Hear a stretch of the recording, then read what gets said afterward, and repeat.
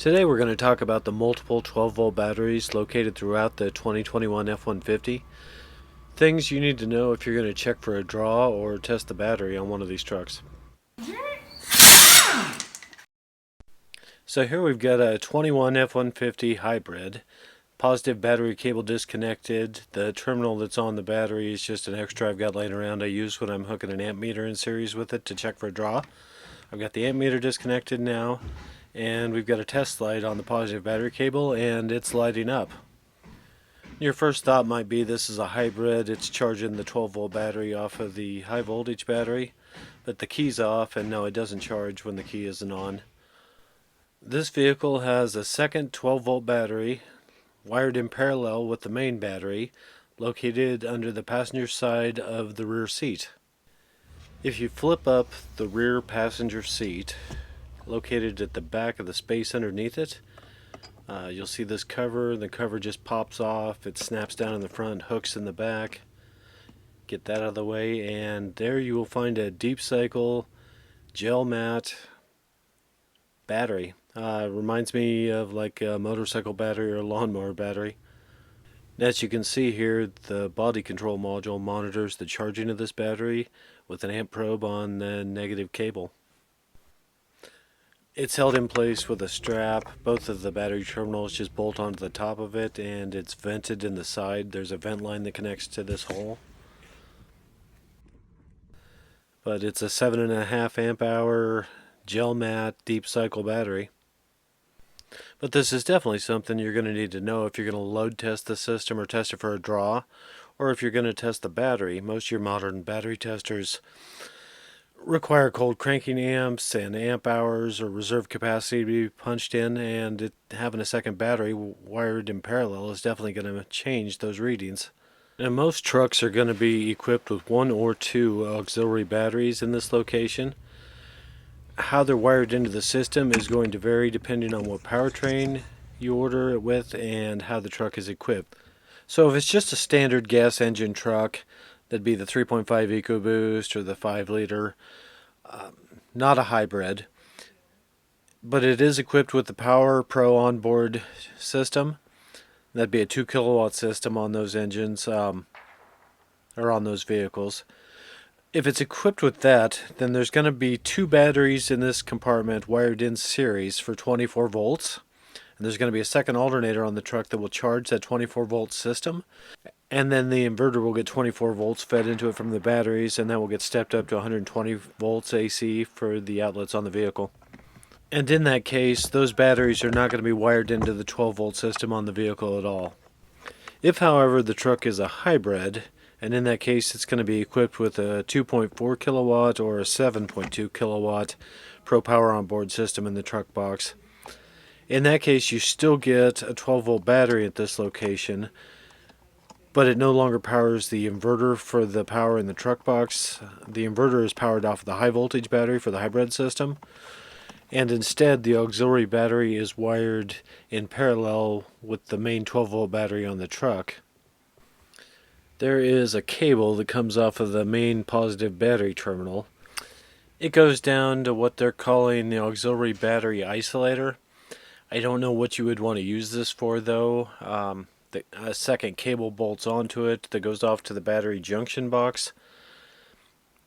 To unbolt the cable, though, you would almost have to remove the primary battery, so I really don't know what the point to that is. There's a wire that comes out of that, and it runs over to the corner here on the battery junction box in the engine compartment. And this is not an isolated circuit. This is the main power feed for the battery junction box, so the entire battery box is going to power on this same circuit. There is a 125 amp fuse in the battery junction box, and then it comes back out on a green wire with a red tracer on its way to the auxiliary battery.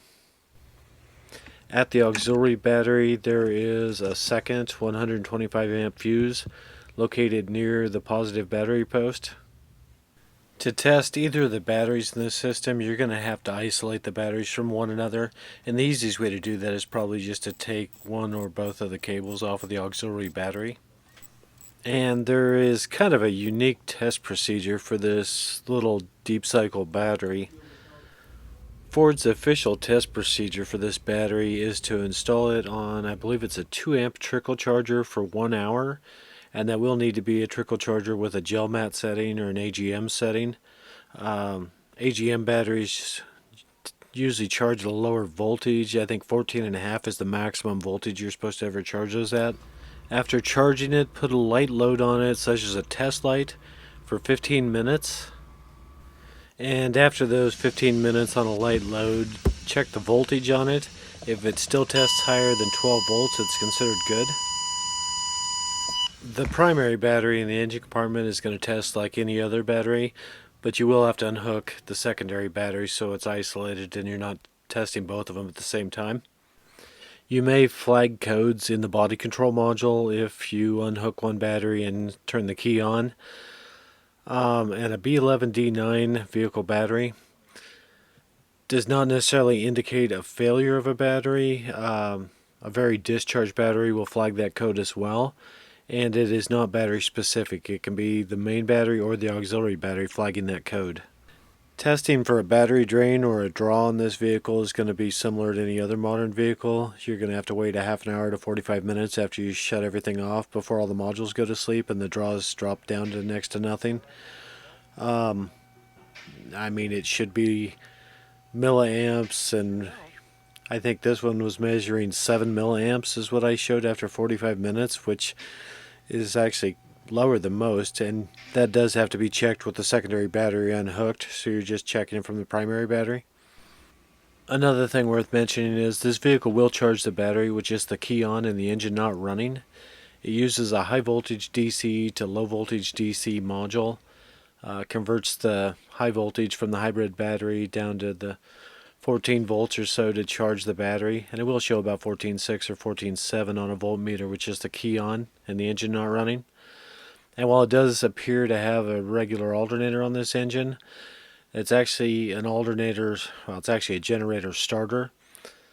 And it's primarily used as a 3-phase starter motor to assist in starting the engine for the start-stop feature at stop signs. One of the main reasons I wanted to do a video on this subject today is I've seen this information published almost nowhere.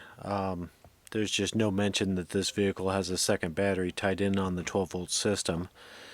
And it's something you really need to know if you're going to diagnose a battery drain on these, or even a charging concern or something. So I just wanted to put this out there. I hope you found this video interesting and helpful. If you did, please click the like button down below. We got a lot more great stuff coming in the future, so please subscribe. And as always, have a great week.